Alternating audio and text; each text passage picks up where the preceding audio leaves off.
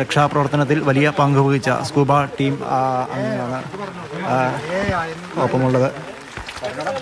ഈ തൂണിൻ്റെ ചുവട്ടിൽ തന്നെയാണ് കുഞ്ഞിനെ കണ്ടെത്തിയത് അല്ലേ? അല്ല, ആ തൂണിൻ്റെ കുറച്ച് മാറി, മൂന്നാമത്തെ തൂണിൻ്റെ കുറച്ച് മാറിയിട്ടാണ് കണ്ടെത്തിയത്. കുറച്ച് പുറത്തേക്ക് മാറിയിട്ടാണ് ഉണ്ടായത്. ഈ തെരച്ചിലിൽ മഴയായിരുന്നു ഒരു വലിയ വെല്ലുവിളിയായിരുന്നു. നല്ല മഴയും ആഴവും മരങ്ങളും അടിയിൽ വെല്ലുവിളി തന്നെയാണ്. അടിയിൽ ഒഴുക്കില്ല, മുകളിലുള്ള അടിയിലേക്ക് വലിയ കാര്യമായിട്ട് ഒഴുക്കില്ല. ശക്തമായ മഴയും വെളിച്ചക്കുറവും ഞങ്ങൾക്ക് നല്ലൊരു വെല്ലുവിളി തന്നെയായിരുന്നു. പക്ഷേ ഞങ്ങൾക്കും അതേപോലുള്ള മക്കൾ ഉള്ള ആളുകളാണ്. അതുകൊണ്ടാണ് ഞങ്ങൾ ആലുവ പെരിയാറിൽ ഉളിയന്നൂർ കുഞ്ഞുണ്ണിക്കര സ്കൂബ ടീം എന്ന് സന്നദ്ധ സേവനം ചെയ്യുന്ന ആളുകളാണ്. ഞങ്ങൾ വർഷങ്ങളായി പെരിയാറിൽ അപകടത്തിൽപ്പെടുന്ന ആളുകളെ രക്ഷപ്പെടുത്താനും മരണപ്പെട്ടു പോകുന്ന ആളുകളുടെ മൃതദേഹങ്ങൾ പുഴയുടെ ആഴത്തിൽ നിന്ന് മുങ്ങിയെടുക്കാനും സന്നദ്ധ സേവനം നടത്തുന്ന ഒരു ടീമാണ് UK സ്കൂബ ടീം. ഞങ്ങൾ മുങ്ങിയിട്ടുന്ന നല്ല ആഴമുള്ള സ്ഥലമാണ്, നല്ല ഒഴുക്കുണ്ട്. പിന്നെ അടിയിൽ ഈ പറഞ്ഞ ഡേഞ്ചറായിട്ടുള്ള ചൂണ്ടയുടെ വലയുണ്ട്, ചൂണ്ട കുളത്തുകളുണ്ട്. അത് ഭയങ്കര ഡേഞ്ചറാണ്. കാലിക്ക് നമ്മൾ ആദ്യം മുങ്ങി, അപ്പോൾ മുങ്ങിയിട്ട് എത്തിയില്ല. അപ്പോൾ ചൂണ്ടക്കുളത്തും വലയൊക്കെ ഒരു ഡേഞ്ചറായതിൻ്റെ പേരിൽ നമ്മൾ എന്ന് വെച്ചിട്ടുണ്ടെങ്കിൽ എക്വിപ്മെന്റ്സ് വെച്ചിട്ട് മുങ്ങിയത്.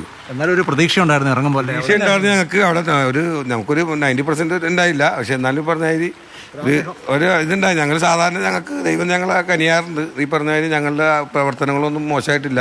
പിന്നെ വളരെ ഇതായിട്ടുള്ള കാര്യങ്ങൾ ഞങ്ങൾക്ക് ഫെയിലായി പോയിട്ടുള്ളൂ. ആർക്കും ഒന്നും ചെയ്യാൻ പറ്റിയില്ല. ഇല്ല, ഇതിലെന്ന് വെച്ചാലേ ഇതേപോലെ തന്നെ ഒരു കൊച്ചിന് ഈ അത്താണി ഭാഗത്തുനിന്ന് ആലുവ മാർത്താണ് പാലത്തിനോട് സ്കൂൾ യൂണിഫോം കൂടി ഇട്ടായിരുന്നു. അത് ഞങ്ങൾ തന്നെ അന്ന് എടുത്തത്. ഭയങ്കര സങ്കടം വന്നു. അതിലേറെ സങ്കടമാണ് ഇതും.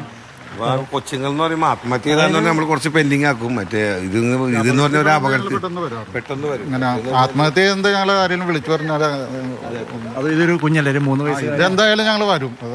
ഞങ്ങൾ ഈ നട്ടപാതിര നേരത്തും ഞങ്ങൾ ഇതിനു വേണ്ടി ആലുവയിൽ നിന്ന് ഇവിടെ എത്തിയത്.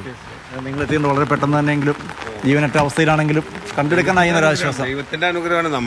നമ്മൾ പ്രവർത്തിക്കുന്ന ദൈവം നമുക്ക് കനിഞ്ഞതിന്റെ പേരിൽ നമ്മൾ ചെയ്യുന്നു മാത്രം. ആളുകളുടെ ബുദ്ധിമുട്ടായിരുന്നില്ല. എല്ലാവരും കനത്ത മഴയെയും ഒഴുക്കിനെയും ഒക്കെ തൃണവൽഗണിച്ചുകൊണ്ടാണ് രക്ഷാപ്രവർത്തനം നടത്തിയത്. പക്ഷേ ചേതനയേറ്റ അവളുടെ കുഞ്ഞു ശരീരമാണ് കണ്ടെടുക്കാനായത്. എങ്കിലും നേരം പുലരും മുൻപ് തന്നെ കുഞ്ഞു ശരീരം കണ്ടെടുത്ത് ആശുപത്രിയിലേക്ക് മാറ്റാനായി. അതേസമയം പോസ്റ്റ്മോർട്ടം നടപടികൾ നാളെ നടക്കും. കൂടാതെ അമ്മയ്ക്കെതിരെ കൊലക്കുറ്റം ചുമത്തുന്നത് ഉൾപ്പെടെയുള്ള കാര്യങ്ങളിൽ നാളെ തീരുമാനമുണ്ടാകും. കുഞ്ഞിൻ്റെ മൃതദേഹം കണ്ടെത്തിയ സാഹചര്യത്തിൽ നാളെ അവരുടെ അറസ്റ്റ് രേഖപ്പെടുത്തുകയും ചെയ്യും. അതേസമയം തെരച്ചിൽ പൂർത്തിയാക്കി ഫയർഫോഴ്സ് സംഘങ്ങളും പോലീസും ഒക്കെ തിരികെ മടങ്ങുകയും ചെയ്യുന്നു.